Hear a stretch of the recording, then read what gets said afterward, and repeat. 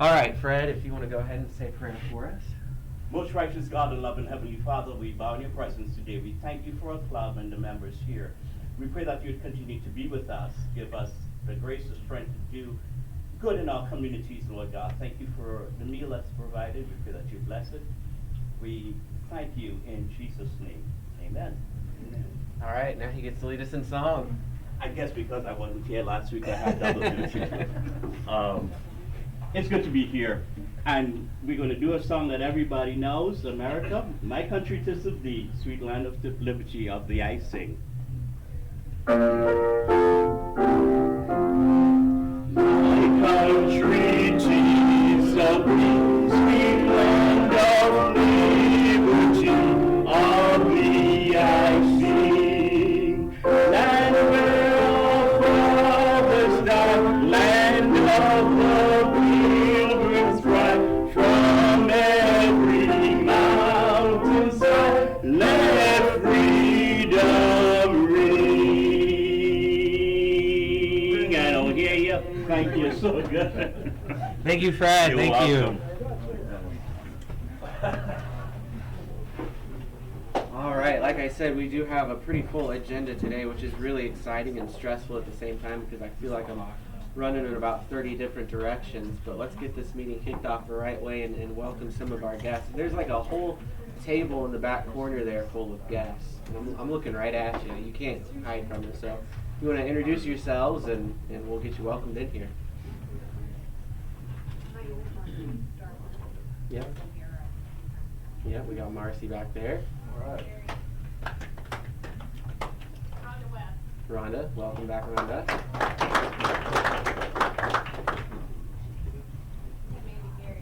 Welcome back, Mandy. I know all three of you have been here a couple times now, so that's awesome. Welcome. Thanks for coming back. I think our only other guest is our guest speaker with Mary Jo. All right, perfect. So, happy Bucks. Who's excited, happy, thankful, looking forward to something that wants to share about it with the club? Yes, Rob. I'll go. Apparently my immune system does not feel well with COVID-19. But they tried to get me again, but I am still alive. All right. I am back. Now before my world ended 2 weeks ago and it took me out of circulation, I had the honor of doing a funeral, and it was over in Greencastle, and then the reception portion, the meal portion, was out at the airport, and so I got to run into the former owners of the restaurant here, Rose. And it's just neat to see Rose again, but it's particularly neat to see her not so little now girl, Sophia. And she is all grown up and working the business with them and everything. It's really neat to see some of our old, well, she was an honorary member and Rose was a member here, so it's just neat to catch up with her. Good, glad you're back, glad you're healthy. Who else has something they'd like to share with the club? Josh Clark. I put my fine in the basket, so I'll just call it a fine. I'll keep my statements limited. Next Thursday, I tried to invite some of you guys to Facebook, but I'm basically a guru. Some of you don't have Facebook, but next Thursday night from 5 to 8, I am having a gathering at the Elks. So if anybody would like to come and enjoy, I'll have appetizers and drinks. So you all are welcome. Come hang out and have fun with us. Bring checkbook. Excuse me, If I Dave. said that would have been a bigger fine. Excuse you, Dave. You feeling okay? Anyone else have anything they want to share with the club? Chris. I had one thing I just want to make everybody aware of. I just saw about a little over an hour ago, I know Mary Jo saw that Connie posted that Denzel's not good at all, and I think he's just basically preparing to pass on here probably today. It sounded like she put on Facebook, so keep them in prayers for Denzel Adams with their family. And then I just wanted to announce that anybody, if you want dinner tickets or tickets, raffle tickets for the Honey with Hunter banquet, it's February 5th. We have some dinner tickets still left if you want those. Those are $15. It's 6 o'clock on the 5th, and we have just dinner. It'll be catered from Pappy's, and then a bunch of raffles and silent auctions and things. And the two we do before, if you are interested, we do a gun raffle. And then new this year too, we had a couple people, they donated a a Baku e-bike. It's a mule step. I guess it's an electric bike. You can pedal it or it's electric. It has a battery. And some of them started using it, I guess. It don't have to be for hunting. Anybody can use it, but to get to their stands or check their trail cams and stuff and not make noise and stuff to scare the deer. But it's like a $5,500 value. Those tickets are $10 a piece for a raffle ticket if you want that. But it retail for $5,500, they said. So see me after if you want tickets for dinner tickets or any raffle tickets. Awesome. Thank you, Chris. Anybody else want to share anything with the club? I can tell you, do not sit at the table with Ryan Penrod, because when you get back from announcements or anything, you find out that you've been signed up for a 5K against your will. So if anybody wants to join me, when is it, Ryan, that you signed me up for this 5K against my knowledge? It's February 12th. Okay, February 12th. I'm trying to come up with a reason to get out of it, but Right. last week apparently I signed up for it without my knowledge. So You have 3 weeks to train. What do you want? It's gonna be miserable. I'm gonna cry the whole time. It'll be awful. Great. So, anything else we want to share with the club? A couple weeks ago, and I forgot to bring these, we got some thank you cards from Jackson Township Elementary School 3rd grade for the dictionaries. So these are up here. We can share those for everybody. I kind of skimmed through them, and the stuff that 3rd graders put on a thank you card is almost hilarious. So it's really cute. Any other announcements before we get into the big portion of our pre-program today? All right, so this is the part that scared me last year, and I know I'm probably going to do something wrong this year, and I apologize, but if I do, then I guess I'll just have to be impeached or something. But it is time for us to talk about the officer slate for the upcoming Rotary year, and so I tried to remember how we did it last year. I kind of looked at our bylaws and everything, and I told Megan, I'm like, I'm already more nervous about this than anything I do in Rotary. And she's like, you'll be fine. Nobody will throw food at you too hard. But this is for the 2022-2023, I think that's right, Rotary Club for the officers, right? So I know on other organizations that I'm in, they usually gavel in an official meeting, a business meeting. We do some quick nominations, and then I have the ballots right here for us.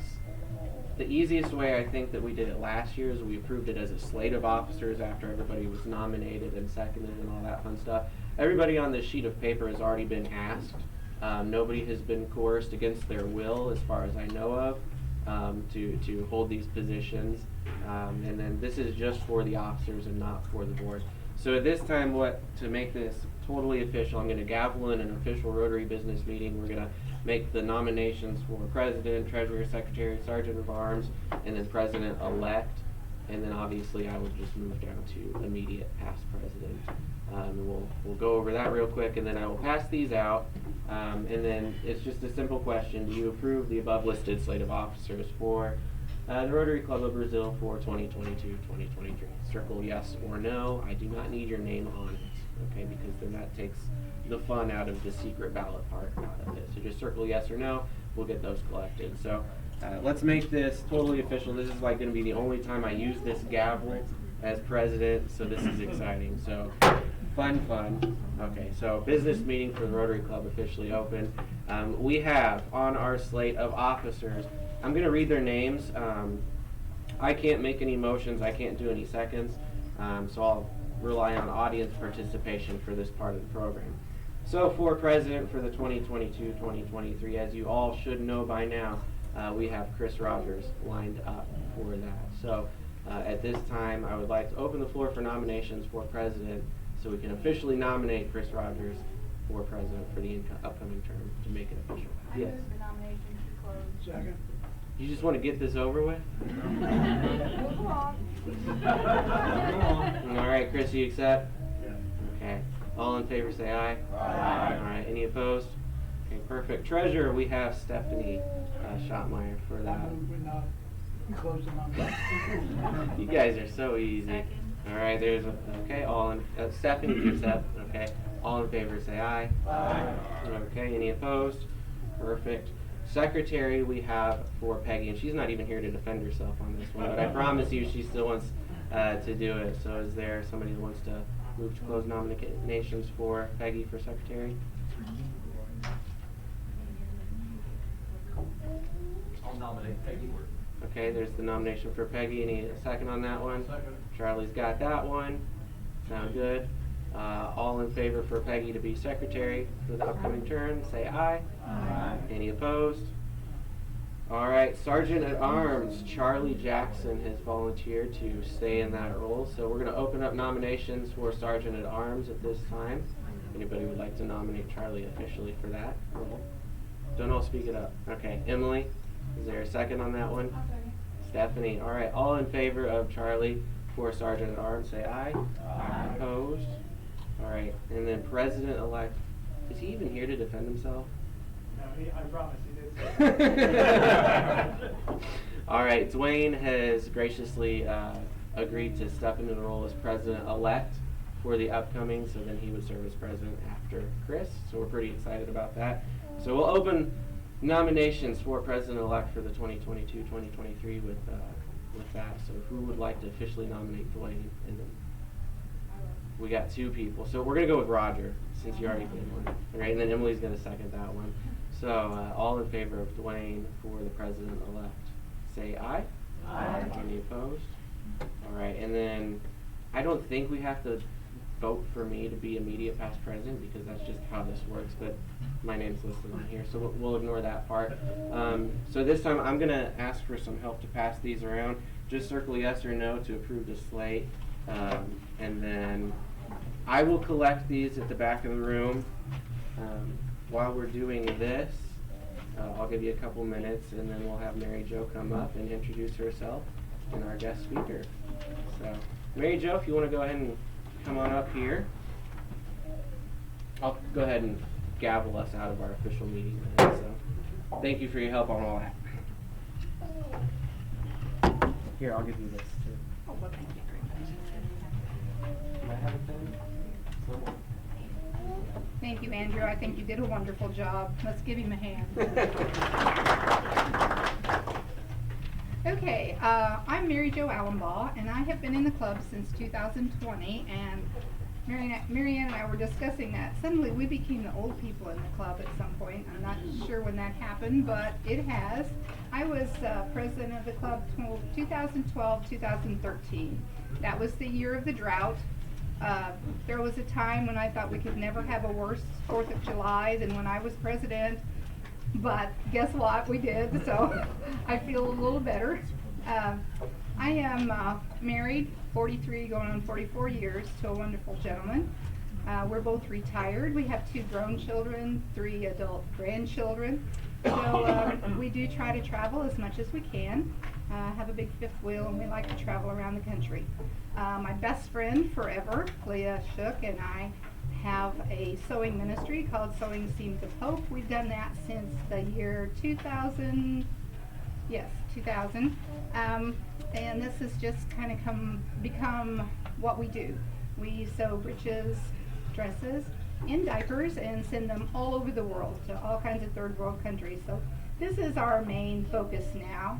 What became a hobby, so to speak, has now become our career. We don't just sew, we also distribute for other sewing ministries, so we've added another piece to our endeavor, and we're having the time of our life.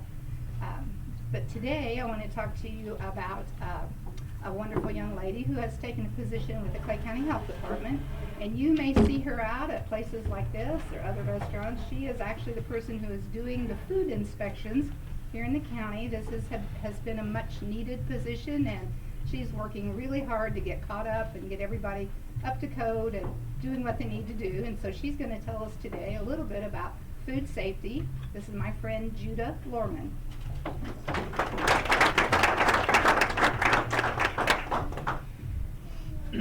Does anybody need a handout? We all have a handout.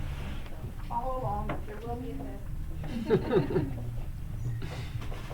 All right, thank you for having me today.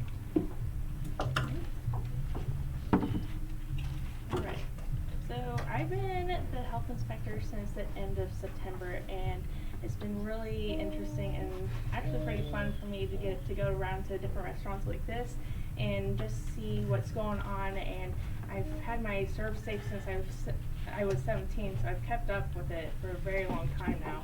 And it's become kind of apparent to me that the things that are considered critical violations in restaurants are actually pretty good to practice in your own home. So whenever I go into a restaurant, I make sure that restaurants are not committing these critical violations, because it has become proven that these violations can make people very, very sick, and we have to learn about what kind of diseases people can get from violating these, and sometimes the consequences of committing these violations is possibly killing someone. So that's why it's important to me to be able to go into these restaurants, make sure they're following the guidelines that are put forth in our code, and that's why I kind of wanted to jump on this opportunity to talk to you guys so I could help share some good tips for your own home, so you're not also committing these violations in your home, and just kind of be mindful of not bringing a possibly bad casserole to your next luncheon or something. So first thing that I kind of wanted to go through just the life cycle of your food, basically. So there's kind of like 5 life cycles of your food. So you got your groceries.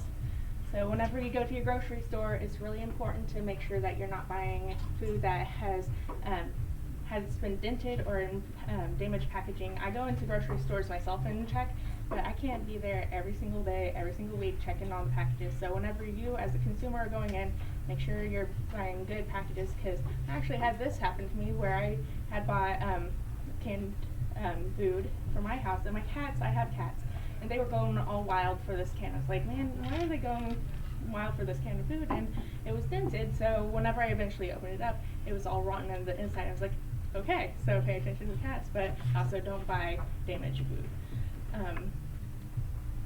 Also, whenever you're bringing your food home, it's important, like this is something very real that I look at in restaurants, even here. I made sure that their food was stored in the correct way to prevent contamination. So whenever you're storing your food, you want to make sure that you're ready to eat foods, so that would be your lunch meat and your lettuce, your tomatoes, all that stuff that you're not cooking is stored on the top shelf inside your fridge. Because whenever you have food that isn't cooked, like your raw chicken or your beef or something above that, and it can drip on, or like even a cracked egg, if it gets onto your food, you can't eat that now, because that's contaminated. That'll make you very, very sick. You don't want to get salmonella or something like that. So make sure that your raw foods, like the chicken always goes on the bottom because it gets cooked at a higher temperature, so you don't want those juices to get on something that cooks at a lower temperature, like ground beef. So you store your chicken at the bottom, and I gave you all, or you should all have these little things that I gave you. So on your temperature checklist, you can go basically store your food based off of that. Is if it's cooked at a higher temperature, higher temperature, that goes on the bottom, and as you go up, store as you go up. So your poultry would be at the bottom, your pork might be above that, and you're ready to eat food above that. Also, I actually just learned this, so I'm excited to be able to share with other people, because I learned it and I thought it was interesting, because my dad's a fisherman. Are any of you also fishermen and you like to go fishing, bring home your catches? For restaurants, unless like someone brings in a fish, they have this option where you can bring in your own fish and they'll cook it up for you. Unless for that, they bring in their own catches, they have to store their fish in a freezer at 4 degrees for 7 days to kill all the parasites in the fish. So if you're bringing home your fish, maybe store it in your freezer for 7 days to make sure you kill all your parasites. My dad always had salt water in the fridge for for a day or two to kill the parasites, and that's not how restaurants are supposed to do it. So I thought that was interesting. So I already told you I have cats. So this part is important for you guys if you also have pets in your home, or like you're between certain stages. I'll get to those stages. is sanitizing your counters before you actually start cooking. Sanitizer, I actually bought these because these are what I use at home. They're wipes, they kill bacteria, but you also, whenever you buy them, you want to check on the back because sometimes they'll say it is safe for food contact surfaces, and sometimes it won't say that.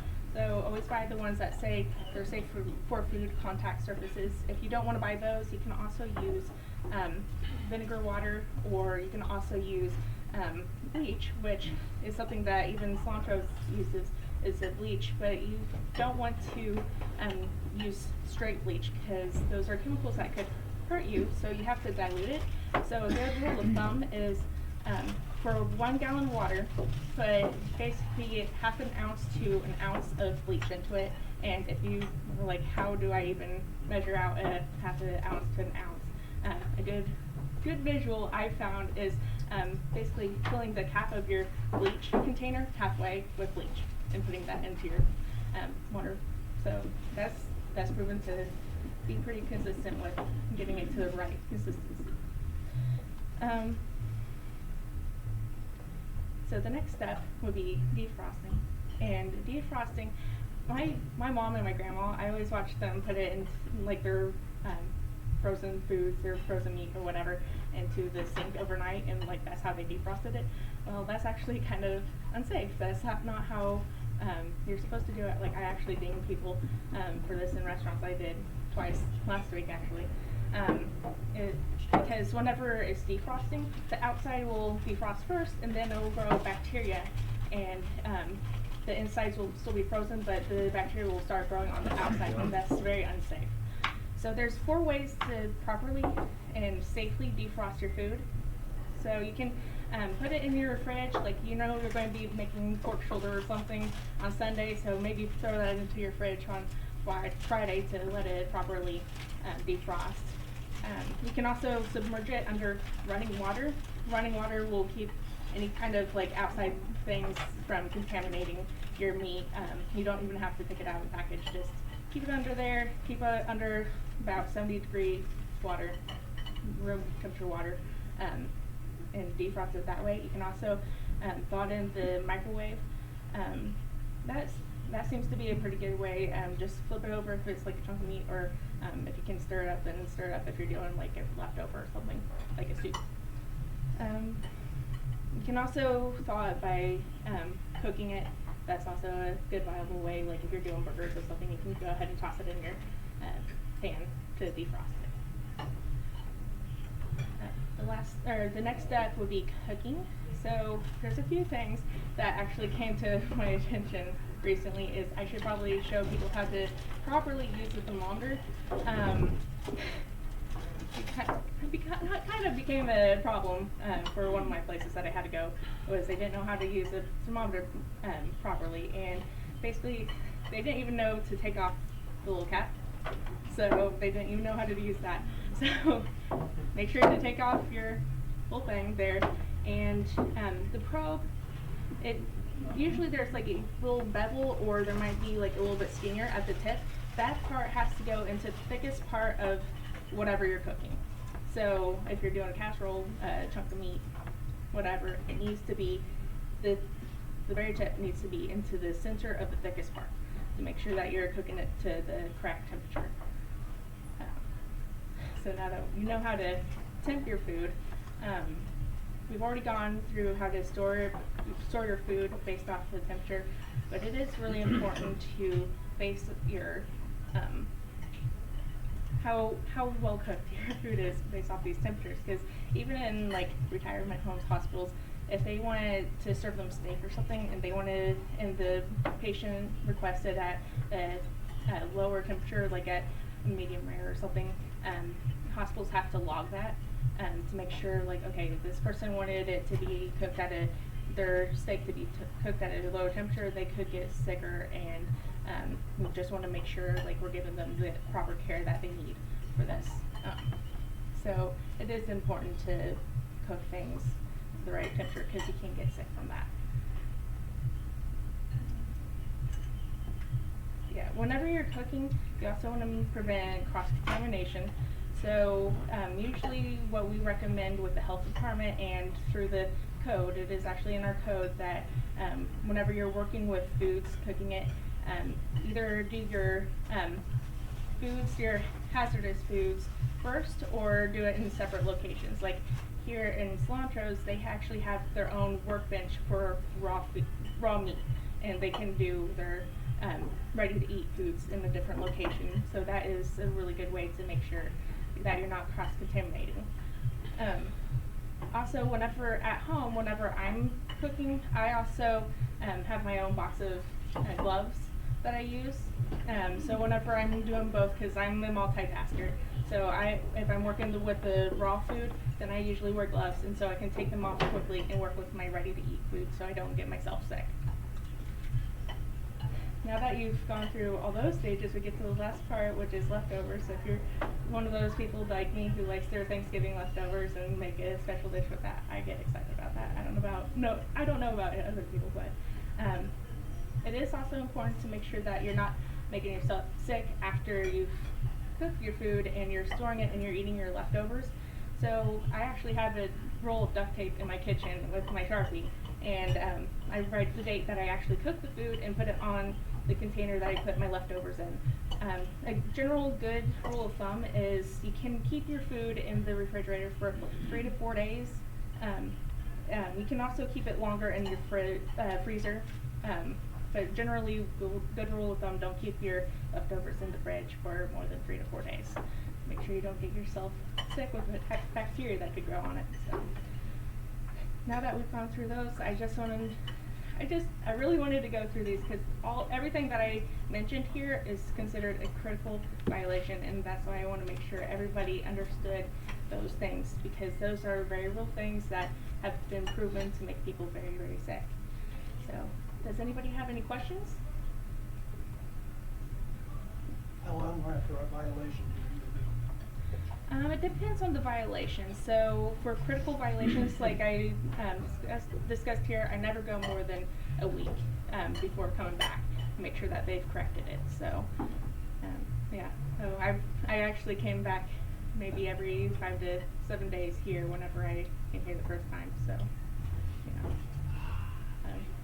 So aren't they trying to put in a system of fines for people that Yes, actually, whenever I first joined here at the health department, I learned that we don't actually have a system of fining or shutting places down, which was very concerning because in the very first month that I came here, I had discovered that someone had a busted jug of milk in their fridge, and I came back every 6 weeks and they still had not cleaned it. It took them 6 weeks to actually clean it. By the time they did, it had turned into black mold and I couldn't do anything about it.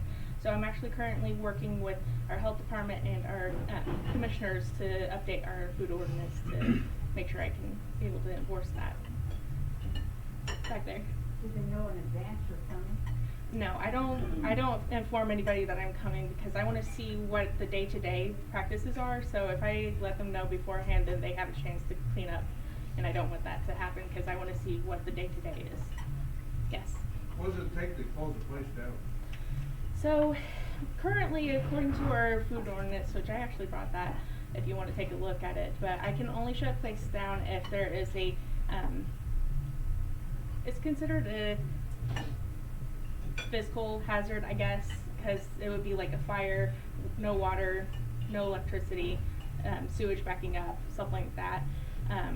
I can only revoke, I would be revoking their food permit to do that. I don't think, if it's like something like what I just told you about with the busted jug of milk, I wouldn't be able to shut them down. That's not considered a physical hazard, even though like I can see it is there.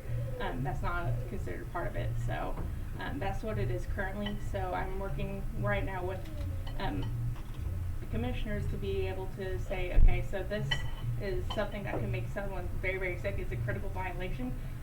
If they fix it while I'm here, then great, wonderful. But if it's going to take a little bit longer, then I can shut them down for 24 hours, and then I can reevaluate from there with the manager or owner of the facility to go from there. But that's not a thing just yet. So, yeah. Anybody else got questions? Yes. Quite a variety of the portable food trailers and trucks and what have you. Is that something that also falls under your purview? Yes. Do you kind of follow them around, or how do you? Yeah, how do you actually, inspect that when it's so mobile? Yeah, so actually I was hired on in time to be here for the Bridge Festival. So basically I went to every single location. I went up and down 59 looking for food places. They have to register with the with our health department anyway. So you can buy a year long if you're going to be coming to a bunch of different things like 40 Fest and Bridge Festival, whatever. So I already know what places there might be. So I go looking around and just make sure. Because even in our health code, they also have things that trucks and food vendors, they're considered temporary. What they need to, the guidelines that they need to follow. So I inspect them like that. So, yeah. Any more questions? Yes. So in light of that, do they have to provide a copy of their permit or proof that they? Yeah. Yeah. Usually, they don't have to have it like in display, but most restaurants they do have to have like easy to see the food permit somewhere. So yeah. I have another question. Yeah. So I know you've been in food service for a little while. Yeah. Do you have any special training or education for the position that you're in? No, not for this position. Basically they hired me because I do have 10 years. I'm 25 and I've been working in restaurants since I was 15. So, and I've kept my Serve Safe up and current since I was 17, and I'm actually studying to become a Serve Safe instructor too through the health department. So they kind of hired me knowing that I already have a lot of experience with a bunch of different ways, because I've worked in cafeterias, I've worked in restaurants, so I know, I already know what to expect whenever I go into places. So, yes. When we have the carnival here, you have to check over all of their foods. Everywhere, unless it's like a church or a charity or something like that, they come under a different tax code. So like the Elks, they actually asked me to come in and inspect their kitchen, and I was very happy to do that and help them out with that. But unless they ask me to, I don't inspect them. But if it's a restaurant like here, or if it's grocery store like Kroger's, or even gas stations, I go in and I look around and inspect them, make sure they're following all the codes. Yeah. Anybody else have a question? At what point does it sort of rise to the level, for instance, sometimes, say during the covered bridge, someone's maybe selling lemonade and some hot dogs out in the front yard kind of thing? Yeah. I mean, at what point do they need to sort of go through you or have a certification or? So that was a little bit tricky, because if it's something like a hot dog or something like that, then I would need to know, because that's a meat product that it could be contaminated. If it's something like lemonade, I don't mind so much, because it's a powder usually in water, so I don't mind that so much. It's just whenever it's something that could potentially harm someone. So if I do see something like that, I will usually ask, like, what is this for? Is this for you, or are you like raising money for your kids, like Boy Scouts or something like that? And depending on how they answer, then I'll go from there. So, Do you ever post these things like in the paper? yes. So you can actually look up in the Brazil Times. It is on the website, and it is put in the paper. And we recently, at our last health board meeting, I was approved to start putting it on Facebook. I just need to get with our county IT person and get that started. So, yeah. So after becoming the inspector, do you prefer more to eat at home or to go out? Yeah, there's a few places that I am very happy to go to, because I was surprised about how clean they were. And I do cook at home a lot more than I do. So, yeah. Any more questions? All right, thank you.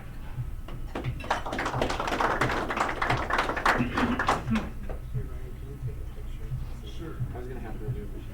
Yep. All right. Yep. We're gonna do a photo op here. Okay, you want me behind here? Yeah, you can stand up here. It's just two people back there. So this is our token with the four-way test ability on it for you to kind of have the best there. So thank you so much for coming. Thank you. Okay. Thanks for Okay, coming. 2 or 3. So Leah asked if, they give an announcement to the place they're going for the inspection, and they don't. And I've been in that firsthand when it's happened. So I was the camp director out at the scout camp for several years, and we'd finished building our $2 million, $3 million dining hall through the help of generous donors all over the place. Well, the guy who was our fundraising chair for the council, his name was Mark Miles. He's the president of IndyCar.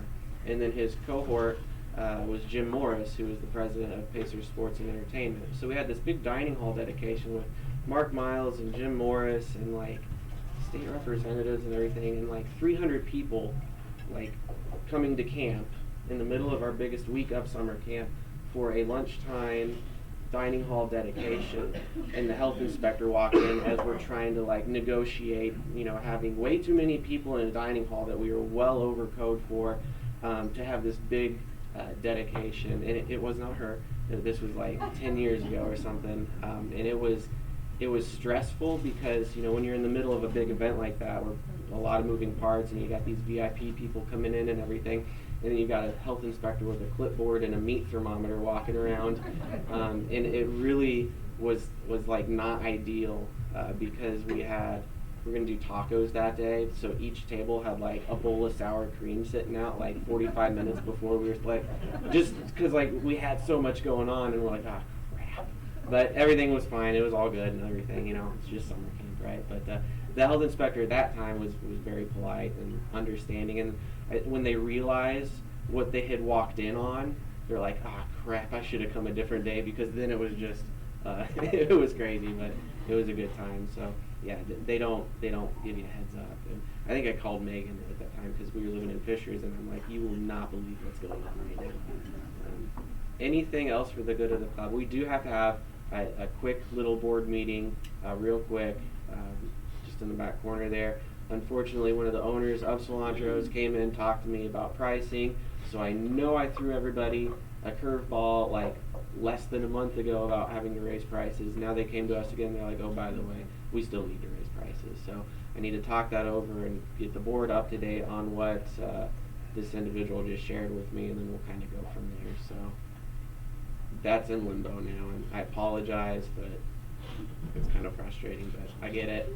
So I'll put something out here in the email after we kind of discuss and kind of see what route we want to take moving forward with that. So anything else for the good of the club? I have one question. Yeah. Is our sheriff going to verify the ballots that was happening? If you want to verify it, but it looks like the officers have been approved for this late. So congratulations to everybody stepping into or staying on board for those roles, and I'm really appreciative of everybody that wants to stay on board and take a leadership position in the club. I know it's been a lot of fun for me, but I don't know how Chad did it for 2 years, so poor guy, poor Stephanie. So with that being said, again, there's the thank you cards up here if you want to look through those. We'll rise, say the 4-way test, and be dismissed until next week.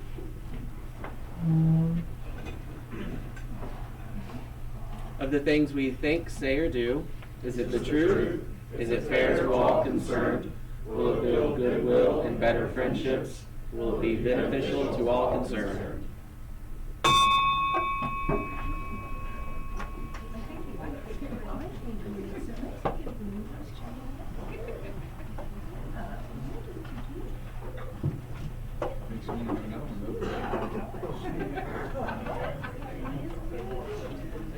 How old is yours? She will be 2 in February. Wow.